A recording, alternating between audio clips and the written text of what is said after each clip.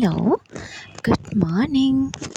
හැම කෙනෙක්ටම සුබ උදෑසනක් කියලා මම මගේ ආදරණීය යාළුවන්ට කියනවා.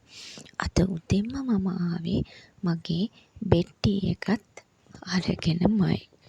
ඉතින් මම උදේ නැගිටලා ඉස්සෙල්ලාම කරන දෙයක් තමයි ඒකට මම පුරුදු වෙලා කිව්වොත් කියන්නේ ඇබ්බැහියක් වෙලා කිව්වොත් හරි උදේට ඉක්මනට බෙට්ටි එක හදාගෙන ගෙදර ඉන්න දවසක් නම් උදෙන්ම මේ පරිසරයේ සුන්දරත්වය මේ බෙට්ටි එක භුක්ති විඳින ගමන්ම මේ සුන්දරත්වය විඳින එක.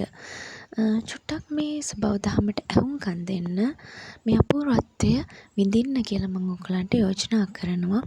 බලන්න මේ පුංචි කුරුල්ලෝ කෑ ගහන හඬ ඇහෙනවා, විවිධ සත්තු, පුංචි කුරුල්ලෝ, ලේන්නෝ, ඔය චූටි සත්තු, අවට පරිසරයේ ඉන්න විවිධාකාර සත්තුන්ගේ හඬවල් අහන්න බලන්න එක කොච්චර සුන්දරද කියලා.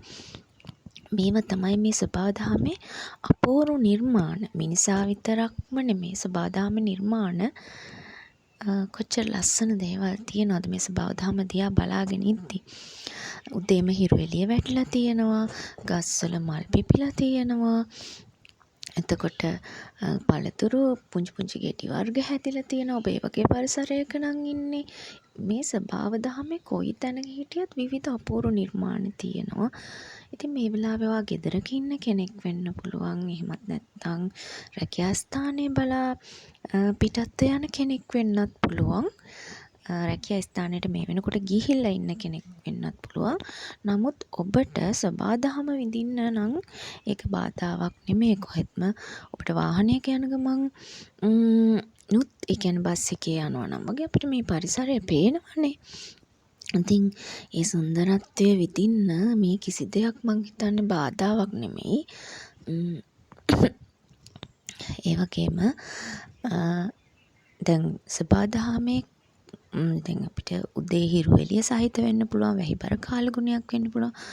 අපි පුරුදු වෙන්න ඕනේ ඒ කිනම් අවස්ථාවක වුණත් ඒ තියෙන තත්ත්වය අපි හරි සුන්දර සිතකින් ඒක විඳ ගන්න පුළුවන්කම තියෙනවා නම් ඒක අපේ මානසික සෞඛ්‍යයට හරි වටිනවා. හොඳ මානසික සෞඛ්‍යයක් කියන්නේ හොඳ ශරීර සෞඛ්‍යයකට තියෙන හොඳම පදනම. ඉතින් මම ඔයගොල්ලන්ට යෝජනා කරනවා මේ ලස්සන පරිසරය ඕගොල්ලෝ විඳින්න. උදේට තියෙන ඒ මිහිරියාව විඳින්න. බලන්න මනසේ කොච්චර වෙනසක් වෙනවද කියලා මේ සිතුවිලි වලින්. ඉතින් අපි මනස හරි සෞඛ්‍යමත්ව තියාගන්නවා කියන්නේ අපි ගැන හිතන, අපේ සෞඛ්‍ය ගැන හිතන මිනිස්සුયો විදිහට, අපේ පවුලේ අයගේ සෞඛ්‍ය ගැන හිතන මිනිස්සුયો විදිහට හරි වටිනවා මේ සුන්දර හදවතක් ඇතුව සුන්දර මානසිකත්වයකින් උදේම දවස පටන් ගන්න එක. ඉතින් ඔබත් මෙහෙම කරලා බලන්න. ඉතින් මම ප්‍රාර්ථනා කරනවා ඔයාටත් මේක හරි අපූර්ව ආදරෙන් විඳින්න පුළුවන් වෙන්න කියලා.